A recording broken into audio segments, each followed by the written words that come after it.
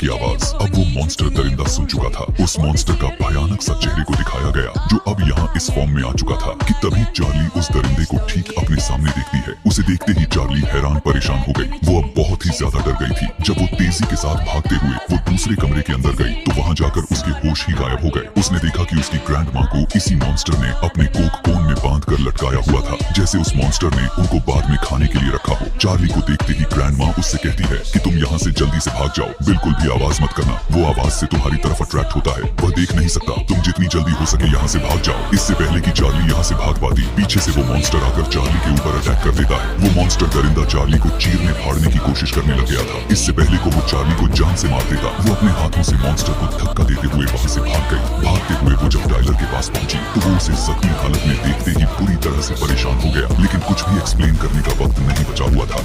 Charlie जल्दी से Tyler का हाथ पकड़ते हुए ट्रक की तरफ भाग गई, इससे पहले कि ये दोनों ट्रक के अंदर बैठ पाते। ट्रक खुलने की आवाज सुनकर वो मॉन्स्टर अचानक टाइलर के ऊपर हमला करके उसे मार देता है। चार्ली ट्रक के अंदर थी, वो अपने आंखों से देख पा रही थी कि किस तरह से वो मॉन्स्टर टाइलर को नोच नोच कर खा रहा था। यह सब देखना उससे बर्दाश्त नहीं हुआ, इसीलिए वो ट्रक का दरवाजा बंद कर दिया और एकदम से मॉन्स्टर ने ट्रक के ऊपर भी हमला किया। वो जान चुका था कि चार्ली ट्रक के अंदर ही है, लेकिन ट्रक को खोला किस तरह से जाता है उसे यह बात नहीं पता था। चार्ली जब तक अंदर थी तब तक सेफ थी। चार्ली को हासिल करने के लिए यह मॉन्स्टर ट्रक को तोड़ने की कोशिश करता है, लेकिन उसमें वो नाकामयाब रह गया था और फिर दोबारा से टाइलर को खाना शुरू कर दिया। पहले उसने टाइलर को उठाकर ट्रक के ऊपर फेंका, जिससे खून वाला हाथ विंडो पर फैल गया और ट्रक के अंदर बैठी हुई चार्ली और भी ज्यादा घबरा गई थी। अब काफी रात हो चुकी थी। उसी टाइम पर बेन के साथ उसके मॉम डैड चार्ली को बचाने के लिए पहुंच चुके थे, लेकिन वो यह बिल्कुल भी नहीं जानते थे कि चार्ली तो पहले ही उस मॉन्स्टर दरिंदे का शिकार बन चुकी है। ये लोग उस ट्रक पर मॉन्स्टर के हाथों के निशान भी देख लेते हैं। ये सभी जान चुके थे कि अब इन्हें बहुत ही आराम से आगे बढ़ना होगा, नहीं तो वो दरिंदा इन्हें भी अपना शिकार बना लेगा। अभी ये तीनों अपने कदम को थोड़ा ही आगे बढ़ाए थे तो ये लोग शॉक में रह गए, यह देखकर कि वो मॉन्स्टर टाइलर को चीर फाड़ कर खाए जा रहा था। इन्हें किसी भी तरह अब चार्ली को बचाना था, लेकिन ये जानते थे कि अगर ट्रक इन्होंने खोला तो एकदम से मॉन्स्टर इनकी तरफ अट्रैक्ट हो जाएगा। अपनी जान बचाने के हिसाब से ठीक इन्हें यही सुझा कि ये चार्ली को उसी ट्रक में छोड़ दे और खुद जाकर घर के अंदर छुप जाते, और ये लोग ठीक ऐसा ही करते हैं। बहुत ही धीरे से घर के अंदर जाकर एलेन दरवाजे को बंद करके रीटा को समझाने लग गया, बात सुनो मेरी, वो मॉन्स्टर हमें देख नहीं सकता, इसीलिए हम खामोश रहेंगे, सुबह होने का वेट करेंगे, जिसके बाद चार्ली को बचाकर यहाँ से निकल जाएंगे। इसके अलावा हमारे पास कोई चांस नहीं जो उस दरिंदे के लिए कुछ किया जाए। अंदर बैठी हुई चार्ली भी विंडो से अपनी फैमिली को देख रही थी। काफी देर इंतजार के बाद एलेन धीरे से दरवाजे को खोलकर बाहर निकल गया चार्ली को बचाने के लिए, और यही उसके लिए सबसे बड़ी गलती थी।